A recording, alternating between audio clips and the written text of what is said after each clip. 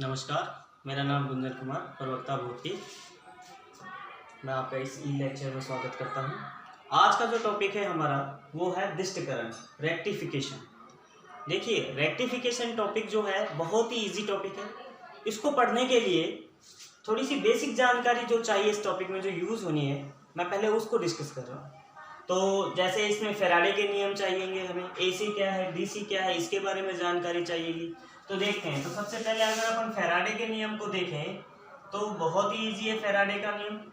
Faraday का नियम जो है वो ये बताता है, for example first experiment upon explain कर रहे हैं। इसमें एक कॉइल है जो गैल्वेनोमीटर से जुड़ी हुई है। गैल्वेनोमीटर धारा की दिशा बताने वाला यंत्र है। कॉइल हमारे पास एक सिंपल कोई भी मेटल कॉइल है, वो जुड़ी हुई है। हमने इसके पास क्या करना है, एक चुंबक को गतिशील करना है। अब चुंबक मान लीजिए मैं इसके पास लेकर आ रहा हूँ, चुंबक पास लाऊंगा तो इसके पास में जो चुंबकीय क्षेत्र है वो बढ़ेगा। चुंबकीय क्षेत्र को चुंबकीय बल रेखाओं से दर्शाते हैं, जिसे मैग्नेटिक फ्लक्स कहते हैं। तो जैसे जैसे चुंबक पास आएगा, इसमें से गुजरने वाला मैग्नेटिक फ्लक्स जो है वो इंक्रीज होता जाएगा। तो हम देखते हैं जैसे जैसे मैग्नेटिक फ्लक्स इसमें से इंक्रीज होता है, गैल्वेनोमीटर के अंदर क्या है, सुई लगी होती है, उसमें विक्षेप आता है, ठीक है, उसमें डिफ्लेक्शन आता है। तो इससे पता चलता है कि इसके अंदर कहीं ना कहीं करंट प्रोड्यूस हुआ है। ठीक इसी प्रकार से जब चुंबक को दूर लेकर जाएंगे तो जो फ्लक्स है वो क्या होगा, घट जाएगा। ये फ्लक्स बढ़ने की बजाय घटने लग जाएगा। तो फिर फ्लक्स में चेंज हो रहा है। तो हम देखते हैं कि यहाँ गैल्वेनोमीटर में फिर विक्षेप आता है। परंतु अगर चुंबक को स्थिर कर देते हैं तो यहाँ पर करंट का कोई भी मान नहीं आता। तो इस एक्सपेरिमेंट से ये पता चलता है कि अगर मैग्नेटिक फ्लक्स में चेंज होता है तो यहाँ पर जो करंट है वो प्रोड्यूस होगी, यानी एक हमारे पास वोल्टेज, जिसको सही शब्दों में कहें तो ईएमएफ, विद्युत वाहक बल उत्पन्न होता है। ठीक है, तो ये एक बेसिक हमारे पास जानकारी है कि मैग्नेटिक फ्लक्स में चेंज होने के कारण यहाँ पर विद्युत वाहक बल उत्पन्न हो जाएगा। ठीक है, और उस विद्युत वाहक बल के कारण हमारे पास सर्किट में करंट फ्लो करेगा। ऐसी एक एक्सपेरिमेंट और देखते हैं। सेकेंड एक्सपेरिमेंट में हमने दो कॉइल दिखाई है, पास पास रखिए। एक में सोर्स लगा हुआ है, बैटरी लगी हुई है, एक विदाउट सोर्स है, उसमें केवल गैल्वेनोमीटर है। ठीक है, तो हमें पता है कि करंट प्लस से माइनस की ओर फ्लो होती है। तो जब करंट धीरे धीरे इंक्रीज होती है, तो करंट इंक्रीज होती है तो इसमें से गुजरने वाला मैग्नेटिक फ्लक्स भी क्या होगा, इंक्रीज होगा। क्योंकि अब ये बिल्कुल इसके पास रखी है ये कॉइल, तो ये जो मैग्नेटिक फ्लक्स फर्स्ट कॉइल में से C1 में से गुजर रहा है, वही फ्लक्स C2 में से गुजरेगा। तो अभी ऊपर वाले एक्सपेरिमेंट में ये चीज प्रूफ हुई है कि अगर मैग्नेटिक फ्लक्स में चेंज होगा तो यहाँ पर भी करंट प्रोड्यूस होगा। ठीक है, जो कि हमारे पास ये ईएमएफ जो है ई से रिप्रेजेंट करें, स्मॉल ई से, जो फ्लक्स चेंज जो है, फ्लक्स को फाई से लिखते हैं। ठीक है, मैग्नेटिक फ्लक्स है तो फाई बी लिख सकते हैं अपन। तो ये हमारे पास चेंज होगा विद रिस्पेक्ट टू टाइम, तो यहाँ पर उत्पन्न होगा ही होगा ईएमएफ, तो यहाँ भी होगा। ठीक, इसके बाद फैराडे के साथ साथ जो यहाँ लेंज है, मैं उस लेंज के नियम को इंट्रोड्यूस कराना चाहूंगा। लेंज नियम कहता है कि जो ईएमएफ है वो अपनी उत्पत्ति का विरोध करता है। ईएमएफ अपनी उत्पत्ति का विरोध करता है। सबसे इंपॉर्टेंट बात यही हमें समझनी जरूरी है। ठीक है, अपनी उत्पत्ति का विरोध करता है। इसका मतलब क्या हुआ कि यहाँ ई जो प्रोड्यूस हुआ है वो किस कारण से हुआ है, उसका विरोध करना। देखिए, जब हम चुंबक को पास लेकर आते हैं तो मैग्नेटिक फ्लक्स इंक्रीज होता है, तो यहाँ जो ई प्रोड्यूस होगा और उसके साथ जो करंट जो बनेगा इस सर्किट में, उस करंट का डायरेक्शन इस प्रकार होगा कि वो उस फ्लक्स को बढ़ने ना दे, क्योंकि फ्लक्स बढ़ने के कारण उत्पत्ति हुई है। इसी प्रकार जब चुंबक को दूर लेकर जाएंगे तो यहाँ पर जो ईएमएफ प्रोड्यूस होगा, जिसके कारण यहाँ करंट जो बनेगी, वो करंट का डायरेक्शन ऐसे होगा कि वो चुंबक जो दूर जा रहा है, जिसके कारण मैग्नेटिक फ्लक्स कम हो गया है, वो मैग्नेटिक फ्लक्स कम ना हो तो वो उसको दूर नहीं जाने देगा। इसी कारण से कॉइल का ये सिरा N और S की तरह बिहेव करता है। ठीक है, इसका मैं अलग से एक टॉपिक बनाऊंगा फैराडे लॉ का। फिलहाल मेन जो बात है वो अपने को याद रखनी है कि भाई फ्लक्स चेंज होगा, मैग्नेटिक फ्लक्स चेंज होगा तो ईएमएफ प्रोड्यूस होगा, और लेंज कहता है जो ईएमएफ प्रोड्यूस हुआ वो अपनी उत्पत्ति का विरोध करता है। इसीलिए यहाँ पर लेंज क्या करता है, जो फैराडे का जो नियम है उसमें माइनस सिंबल लगा देता है। माइनस सिंबल का मतलब है कि जो ई जो ये प्रोड्यूस हुआ ये अपनी प्रोडक्शन का विरोध करेगा। देखिए, यहाँ पर जैसे ही कॉइल ऑन करते हैं करंट फ्लो होता है, करंट फ्लो हो रहा है। यहाँ पर करंट अगर इस तरह से डायरेक्शन में जा रहा है, क्लॉकवाइज जा रहा है, तो यहाँ ये मैग्नेटिक फ्लक्स चेंज होगा क्योंकि अभी करंट इंक्रीज होने लगा है। मैग्नेटिक फ्लक्स जब इसमें से गुजरेगा, क्योंकि पास पास रखिए तो जो इसमें से मैग्नेटिक फ्लक्स जा रहा है वो इसमें से भी जाएगा, तो यहाँ भी मैग्नेटिक फ्लक्स चेंज उतना ही होगा। तो मैग्नेटिक फ्लक्स चेंज होने से यहाँ भी ईएमएफ प्रोड्यूस होगा, यहाँ भी एक करंट बनेगा, परंतु उस करंट का डायरेक्शन इस प्रकार होगा कि ये जो मैग्नेटिक फ्लक्स इंक्रीज हो रहा है वो इंक्रीज ना हो बल्कि घट जाए, क्योंकि लेंज यही कहता है, अपनी उत्पत्ति का विरोध करता है। ठीक है, तो अगर इसमें क्लॉकवाइज अगर करंट फ्लो हुआ है तो इसके अंदर कैसे होगा, इसमें एंटी क्लॉकवाइज करंट फ्लो होगा। ठीक है, ताकि इसके क्लॉकवाइज के कारण जो फ्लक्स इंक्रीज हो रहा है वो एंटी क्लॉकवाइज के कारण डिक्रीज हो जाए। ऐसा तब तक होता है जब तक करंट स्टेबल ना हो जाए। ठीक है, करंट स्टेबल ना हो तब तक ईएमएफ रहेगा। अगर करंट स्टेबल हो गया तो इसमें करंट का मान क्या होता है, स्टेबल होते ही, आई के स्टेबल होते ही हमारे पास जी में विक्षेप नहीं आएगा, गैल्वेनोमीटर में कोई भी विक्षेप नहीं आएगा। क्यों? क्योंकि भाई करंट स्टेबल हो गया तो फ्लक्स चेंज नहीं होगा, फ्लक्स चेंज नहीं होगा तो ईएमएफ भी प्रोड्यूस नहीं होगा, फिर इसमें कोई करंट नहीं रहेगा, इधर करंट रहेगा वो भी स्टेबल रहेगा। ये केवल इंक्रीज होते हुए या डिक्रीज होते हुए ही है। ठीक है, तो हमारे पास अभी तक ये बात समझ में आ जानी चाहिए कि ईएमएफ चेंज होने से करंट प्रोड्यूस होता है, और जो ईएमएफ जो है वो फ्लक्स चेंज होने से ईएमएफ प्रोड्यूस होता है, और फ्लक्स अगर स्टेबल हो जाए तो वो ईएमएफ बंद हो जाएगा, और जो ईएमएफ है वो अपनी उत्पत्ति का विरोध करेगा। यानी अगर इसमें डायरेक्शन क्लॉकवाइज है तो इधर एंटी क्लॉकवाइज, इसमें एंटी क्लॉकवाइज तो इधर क्लॉकवाइज, इस तरह का सेकंड कॉइल बिहेव करती है। तो सेकंड कॉइल का जो बिहेव है वो हमारे पास यूज में आने वाला कंटेंट है कि भाई सेकंड कॉइल का बिहेव ऐसा क्यों है, वो ड्यू टू फैराडे और लेंज लॉ है। ठीक है, इसके बाद हम बात करते हैं रेक्टिफिकेशन की। तो रेक्टिफिकेशन का जो डेफिनेशन है वो यही है, एसी को अगर डीसी में बदल दिया जाए तो इस क्रिया को दिष्टकरण रेक्टिफिकेशन कहते हैं। तो इससे पहले हमें एसी और डीसी के बारे में पता होना चाहिए। एसी की बात करते हैं तो देखो मैंने एसी करंट यहाँ पे शो किया हुआ है। एसी करंट का मतलब होता है कि ऐसा करंट जिसका मैग्नीट्यूड मीन्स इसका वैल्यू है कि इसका वैल्यू कितना ज्यादा है, ज्यादा मान की करंट है या कम मान की। तो देखेंगे ऐसी करंट जिसका मैग्नीट्यूड और डायरेक्शन दोनों ही समय के साथ विद रिस्पेक्ट टू टाइम, ठीक है, विद रिस्पेक्ट टू टाइम क्या हो रहा है, अल्टरनेटिव चेंज हो रहा है। एक बार पॉजिटिव हाफ साइकिल में बदल रहा है तो फिर वो नेगेटिव में, फिर आगे पॉजिटिव में, ये ऐसे चलता जाएगा। ठीक है, तो अल्टरनेटिव करंट का मतलब होता है वो करंट जिसका मान मतलब परिमाण, देखो परिमाण अभी यहाँ पर कितना है 0, फिर इंक्रीज हुआ इसका परिमाण, फिर यहाँ मैक्सिमम होने लग गया, फिर धीरे धीरे डिक्रीज होने लग गया। ठीक है, फिर 0 हुआ, फिर ऑपोजिट साइड में इंक्रीज हो गया। तो यहाँ पर परिमाण का मतलब वैल्यू है, और डायरेक्शन देखो एक बार ऐसे है, फिर बाद में जस्ट ऑपोजिट हो जाती है, फिर बाद में ऐसे आ जाता है। कहने का मतलब अल्टरनेटिव रूप से कभी पॉजिटिव हाफ साइकिल, कभी नेगेटिव हाफ साइकिल, कभी पॉजिटिव कॉलम में कभी नेगेटिव कॉलम में चलती रहेगी। तो वो करंट जिसका परिमाण यानी उसकी वैल्यू, वह दिशा यानी डायरेक्शन समय के साथ प्रत्यावर्ती रूप से बदलती रहे, उसको अपन क्या बोलते हैं, एसी बोलते हैं। ठीक है, इसी प्रकार जब डीसी की एक्सप्लेनेशन देते हैं तो डीसी में क्या है, विद रिस्पेक्ट टू टाइम इसके ना तो वैल्यू में कोई चेंज आता है यानी परिमाण नहीं बदलता, और दिशा भी नहीं बदलती।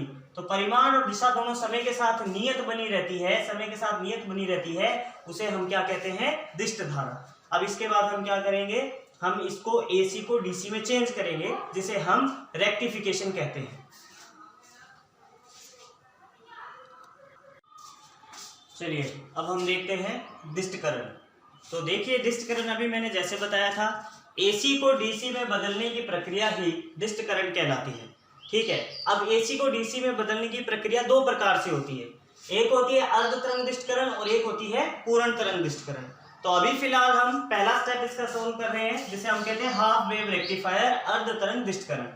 अर्ध तरंग दिष्टकरण में एक ट्रांसफार्मर का उपयोग किया जाता है।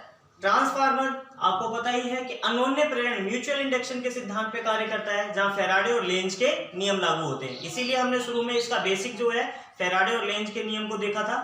तो देखिए हमारे पास एक ट्रांसफार्मर है, उसके प्राइमरी कॉइल के अंदर हमने एसी सोर्स जोड़ दिया है, और सेकेंडरी कॉइल के अंदर एक डायोड जोड़ा है। ठीक है, लोड प्रतिरोध आउटपुट प्राप्त करने के लिए लोड प्रतिरोध RL जोड़ा हुआ है। तो इस प्रकार से हमारे पास सर्किट डायग्राम जो है वो यहाँ दिखाया गया है। कई बार पेपर में पहले रेक्टिफिकेशन का जो सर्किट डायग्राम है वो भी पूछा हुआ है सीधा, तो सर्किट डायग्राम आप याद रखेंगे और इसी से ही सारी थ्योरी लिखनी है, बहुत ईजी टॉपिक है। ठीक है, तो देखिए डायोड जो होता है, डायोड का मुख्य कार्य ही होता है दिष्टकरण करना, यानी डायोड का जो मेन उपयोग है, यूटिलाइजेशन है, वो दिष्टकरण ही है। ठीक है, क्योंकि डायोड एक दिशिक युक्ति है, केवल एक दिशा में ही काम करती है। यानी डायोड अगर फॉरवर्ड है तो फॉरवर्ड बायस में काम करेगा, अगर डायोड रिवर्स है तो वो रिवर्स बायस में काम नहीं करेगा, जैसा इससे पहले वाले लेक्चर्स में हमने बताया है। ठीक है, तो देखते हैं डायोड फॉरवर्ड और रिवर्स बायस में यहाँ कैसे काम करता है, उस चीज को हम देखें। तो देखिए हमारे पास जब एसी सोर्स को ऑन करते हैं, एसी सोर्स जब इस पे अप्लाई होता है, ठीक है, यहाँ पे हम एक की लगा सकते हैं इसको ऑन ऑफ करने के लिए। ठीक है, ये हमने की कर लगा दिए। तो मान लीजिए जैसे ही हमने के को ऑन करा तो एसी जो होती है, एसी को इनपुट में हम दिखा रहे हैं इस तरीके से, एसी जब लागू होगी तो एसी का सबसे पहले क्या लागू होगा, पॉजिटिव हाफ साइकिल। क्योंकि एसी को अपने कैसे रिप्रेजेंट करते हैं, एसी को अपने इस प्रकार रिप्रेजेंट करते हैं, तो फर्स्ट पार्ट जो होता है वो क्या होता है, पॉजिटिव हाफ साइकिल होता है। ठीक है, अब पॉजिटिव हाफ साइकिल लागू होगा तो ये जो कॉइल है S1, इसका कोई एक सिरा नेगेटिव और कोई एक सिरा पॉजिटिव हो जाएगा।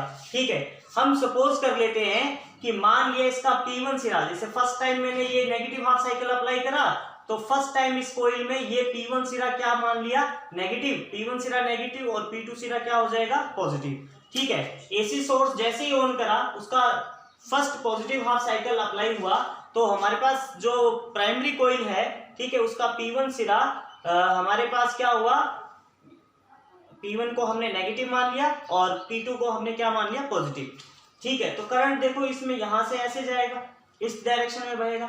तो इसके साथ जैसे जैसे करंट इंक्रीज होगा, देखो यहाँ जीरो से बढ़कर जैसे इंक्रीज होगा, यहाँ तक जब पहुंचेगा मैक्सिमम होने लगेगा, इट मींस करंट क्या हो रहा है, चेंज हो रहा है। एसी तो चेंज के लिए ही होता है, तो चेंज हो रहा है, करंट चेंज हो रहा है, तो इसके साथ जुड़ा हुआ मैग्नेटिक फ्लक्स भी चेंज होगा। ठीक है, यहाँ ये जो दो लाइनें खींची है वो सेकेंडरी कॉइल और प्राइमरी कॉइल जो है इनके बीच में टाइट फिक्सिंग को दिखा रही है, कपलिंग को दिखा रही है कि भाई इसमें से जो फ्लक्स गुजरेगा वो बिल्कुल इतने पास में कि वो फ्लक्स इसमें से भी गुजरेगा।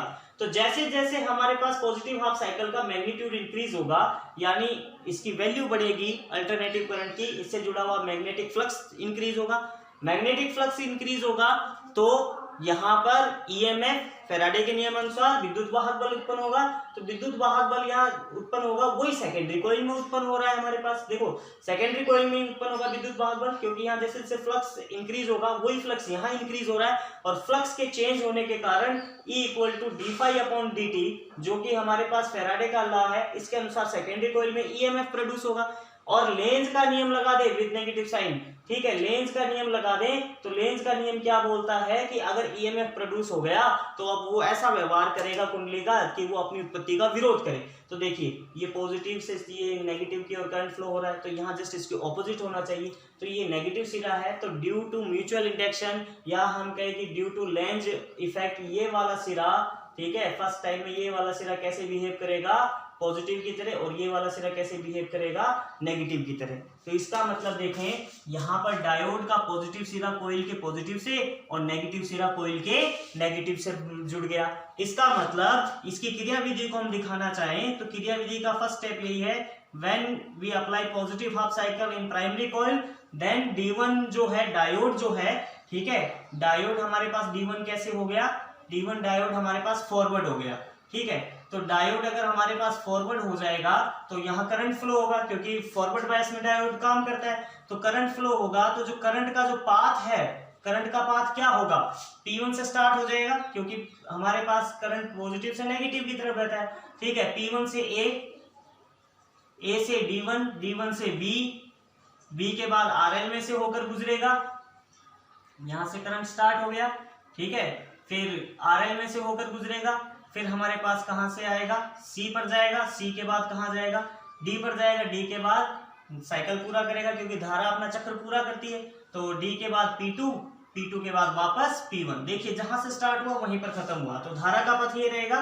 ये क्या है, फर्स्ट स्टेप। जब सेकंड स्टेप की हम बात करते हैं, जब नेगेटिव हाफ साइकिल अप्लाई होगा, ठीक है, जब यहाँ पॉजिटिव के बाद सेकंड टाइम में जब नेगेटिव हाफ साइकिल अप्लाई कर रहे हैं, तो देखिए फर्स्ट टाइम में हमने P1 सिरा नेगेटिव माना था, ठीक है, क्योंकि कहीं ना कहीं से तो स्टार्ट करना ही था। तो जब फर्स्ट टाइम में ये नेगेटिव है तो सेकंड टाइम में यही सिरा हमारे पास कैसे बिहेव करेगा, पॉजिटिव की तरह, और ये पॉजिटिव सिरा हो जाएगा तो सेकंड टाइम में ये वाला सिरा हमारे पास कैसे बिहेव करेगा, नेगेटिव की तरह। ये फर्स्ट टाइम का वैल्यू है और ये सेकंड टाइम का। इसका मतलब इस बार ये जो सिरा है हमारे पास सेकंड टाइम के अंदर, ठीक है, वो P1 सिरा पॉजिटिव की तरह बिहेव कर रहा है और P2 सिरा नेगेटिव की तरह बिहेव कर रहा है। ठीक, तो due to mutual induction Faraday और लेंज के नियम लगाए तो यहाँ ईएमएफ प्रोड्यूस होगा, ईएमएफ प्रोड्यूस होगा, वो अपनी उत्पत्ति का विरोध करेगा।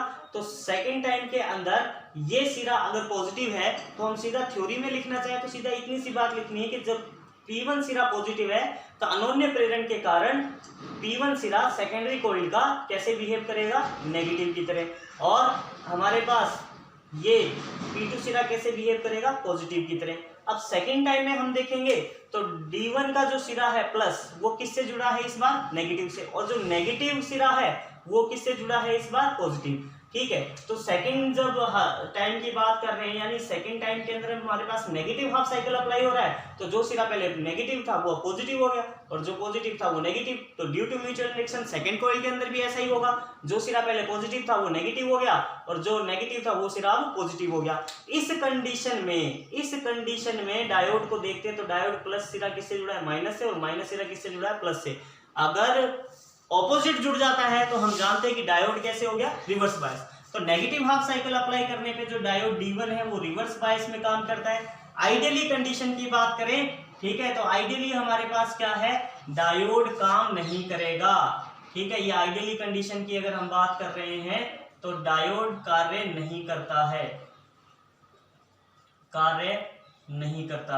डायोड कार्य नहीं करता है। इसका मतलब करंट का मान क्या होगा, जीरो, कोई करंट फ्लो नहीं होगा, अर्थात धारा एक तरफ ही बही। ठीक है, फिर वापस नेगेटिव हाफ साइकिल अप्लाई होगा, पॉजिटिव हाफ साइकिल अप्लाई होगा, यानी फर्स्ट कंडीशन वापस आ जाएगी तो ये फिर करंट का फ्लो करेगा। तो देख रहे हैं कि सेकंड टाइम में भी करंट कहां से गया, सिर्फ एक ही डायरेक्शन से जा रहा है, और जितना ये इसका मैग्नीट्यूड पास आउट हो रहा है हर बार उतना मैग्नीट्यूड पास आउट होता रहेगा, अर्थात एसी किस में कन्वर्ट होता जा रहा है, डीसी में, क्योंकि एसी का डेफिनेशन ही हमने ये बोला है कि उसका मैग्नीट्यूड और डायरेक्शन दोनों फिक्स हो जाता है। तो देखिए, जब पॉजिटिव साइकिल अप्लाई हो रहा है तो वो पॉजिटिव साइकिल अप्लाई हो रहा है तो वो पास हो रहा है, आउटपुट में हमें मिल रहा है, लोड प्रतिरोध RL में से हमारे पास करंट जा रहा है, तो जो V आउटपुट है वो हमारे पास IRL के रूप में मिल रही होगी। ठीक है, तो मतलब पॉजिटिव साइकिल अप्लाई होने पे आउटपुट में हमें कुछ ना कुछ मिल रहा है। इसी तरीके से जब नेगेटिव हाफ साइकिल अप्लाई हुआ तो हमने क्या बताया, आइडियल कंडीशन आ गई डायोड की। ठीक है, तो डायोड रिवर्स बायस में काम कर रहा है, इसका मतलब धारा का कोई पथ नहीं है, धारा का मान कितना है, जीरो, तो आउटपुट हमें नहीं मिल रही। फिर वापस पॉजिटिव हाफ साइकिल अप्लाई हो गया तो पहली वाली कंडीशन बन गई, तो फिर हमें कुछ ना कुछ प्राप्त हो जाएगा। तो हम देख रहे हैं आउटपुट में केवल एक ही टाइप का मैग्नीट्यूड हमें मिल रहा है और एक ही डायरेक्शन में मिल रहा है। ठीक है, तो मैग्नीट्यूड और डायरेक्शन दोनों फिक्स हो गई, तो एसी किस में कन्वर्ट हो गई, डीसी में। तो ये हमारे पास डिस्टकरण की क्या है, क्रियाविधि की डिस्टकरण कैसे होता है। अब आप इसको अगर थ्योरी में पेपर के अनुसार लिखना चाहोगे तो फर्स्ट ऑफ ऑल यही बताओगे, एसी को डीसी में बदलना डिस्टकरण कहलाता है। हाफ वेव रेक्टिफायर पूछा है तो हाफ वेव रेक्टिफायर के अंदर अर्धतरंग डिस्टकरण में आप बता दोगे कि ट्रांसफार्मर का उपयोग किया जाता है और परिपथ व्यवस्था निम्न प्रकार है। एक लेबल डायग्राम हम बना देंगे, फिर उसके बाद हमें इसकी ये जो क्रियाविधि है वो समझानी है। तो क्रियाविधि हमें क्या बतानी है कि जैसे के को ऑन करते हैं तो पॉजिटिव हाफ साइकिल अप्लाई होता है। मान लिया, यहाँ पे स्ट्रेस दे रहा हूँ, मान लिया मतलब कोई एक सिरा नेगेटिव और कोई तो पॉजिटिव होगा। हमने मान लिया P1 सिरा नेगेटिव और P2 सिरा पॉजिटिव हो गया, तो अनोन्य प्रेरण के कारण सेकेंडरी कॉइल का P1 सिरा क्या बन जाएगा, जो नेगेटिव था उसके सामने वाला सिरा पॉजिटिव और जो पॉजिटिव था उसके सामने वाला सिरा नेगेटिव बन जाएगा। इस कंडीशन में डायोड को देखो, डायोड का पॉजिटिव सिरा पॉजिटिव से और नेगेटिव सिरा नेगेटिव से, इट मींस डायोड क्या है, डायोड फॉरवर्ड बायस है। फॉरवर्ड बायस में डायोड काम करता है तो करंट भी आएगा, करंट का पथ देखेंगे, पॉजिटिव से करंट चालू होता है तो करंट का पथ ये बना। नेगेटिव अप्लाई करते ही बिल्कुल जस्ट ऑपोजिट हो गया, जो नेगेटिव था वो पॉजिटिव बन गया, तो इसके रिस्पेक्ट में यहाँ भी जो पॉजिटिव था वो नेगेटिव बन गया। इस बार डायोड रिवर्स बायस में जुड़ा, रिवर्स बायस में आइडियल कंडीशन माने तो डायोड काम ही नहीं कर रहा, तो कोई करंट नहीं फ्लो होगा। तो वापस जब ये पॉजिटिव लागू होगा तो फिर ये, तो करंट का डायरेक्शन एक ही तरफ आएगा और आउटपुट हमें मिलेगा कैसे, RL के थ्रू। RL एक लोड प्रतिरोध है, उच्च मान का प्रतिरोध, जब इसमें से करंट पास आउट होता है तो जो भी वोल्टेज बनती है वो हमारे आउटपुट वोल्टेज है। तो हर बार हम देख रहे हैं ये इसके अभिलाक्षणिक वक्र कहलाते हैं, कैरेक्टरिस्टिक कर्व कहलाते हैं। तो पेपर में ज्यादा से ज्यादा इतना प्रश्न पूछ लेता है और इसका सारा ये हमारे पास जवाब लिखा पड़ा है बोर्ड पर, ठीक है। तो ये इसके अभिलाक्षणिक वक्र है। अब मैं आइडियल कंडीशन से हटकर बात करता हूँ। प्रैक्टिकली हम बात करते हैं तो डायोड जब समझाया था तब मैंने क्या बताया था कि डायोड रिवर्स बायस में ऐसे नहीं है कि काम ही नहीं करेगा। डायोड रिवर्स बायस में काम करता है और नगण्य मान की धारा प्रवाहित होती है। तो नगण्य मान की अगर धारा प्रवाहित होगी, ठीक है, नगण्य मान की धारा प्रवाहित होती है, तो नगण्य मान की धारा प्रवाहित होती है तो आउटपुट भी क्या होगी, नगण्य मान की कुछ ना कुछ मिलेगी। मैं स्टार पॉइंट लगा रहा हूँ, ये डिस्कस नहीं करना, केवल नॉलेज के लिए है हमारे पास क्या कि यहाँ पर स्टार का मतलब नगण्य मान की जब करंट मिलेगी तो कुछ ना कुछ तो आउटपुट यहाँ आएगा ही, कुछ ना कुछ तो आउटपुट आएगा। इसका मतलब यहाँ जो ये डीसी मिल रही है ये प्योर डीसी नहीं होती है, ये फ्लक्चुएटेड डीसी होती है, उच्चवाचन दिष्ट धारा होती है, यानी डीसी के अंदर ये कुछ एसी कंपोनेंट भी होता है जो नेगेटिव साइकिल पे मिलता है प्रैक्टिकली, ठीक है। आइडियल कंडीशन की बात करते हैं तब हम कहते हैं यहाँ कुछ भी नहीं मिलता, ठीक है। तो इस प्रकार से डिस्टकरण जो है हाफ वेव आपको समझाना है और बहुत ही इजी टॉपिक है, सिर्फ डायग्राम से ही आप इसकी सारी व्याख्या कर देंगे। धन्यवाद।